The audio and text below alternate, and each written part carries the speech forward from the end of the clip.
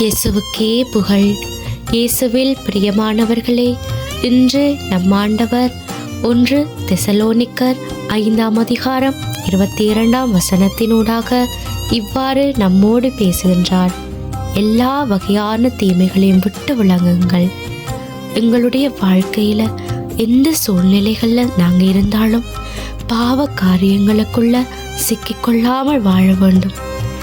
ஆண்டவர் தீமை செய்வோரை தட்டிக்கின்றார், அவர்களை அடியோடு வெறுக்கின்றார். பழி வாங்கும் குணம், பொறாமை கொள்ளும் எண்ணம், இச்சைக்குரிய பழக்க வழக்கம், இது மாதிரியான செயல்களை எல்லாம் ஆண்டவர் அருவருக்கின்றார்.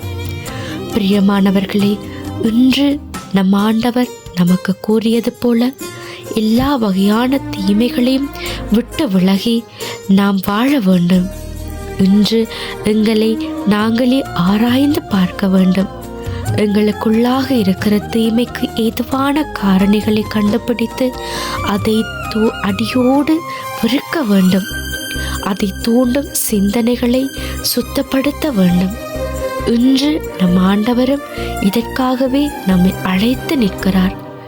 எங்களுடைய சிந்தனை, சொல், செயல்கள் தான் நாங்கள் தீயனவற்றை செய்ய தூண்டுகிறது.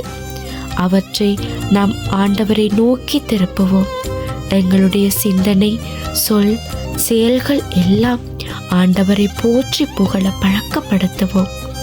அவருடைய வார்த்தையை வாசித்து அதன்படி செயற்பட்டு எங்களுடைய வாழ்வை நாம் அவருக்கு ஒப்பு கொடுக்க முன் வருவோம். எப்போதும் இடைவிடாமல் ஜெபம் பண்ணுவோம். ஒருவர் மற்றவருக்கு நன்மை செய்வோம். எந்த சூழ்நிலையிலையும் ஆண்டவருக்கு நன்றி கூறுவோம்.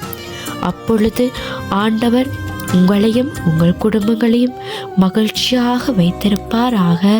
ஆமேன்.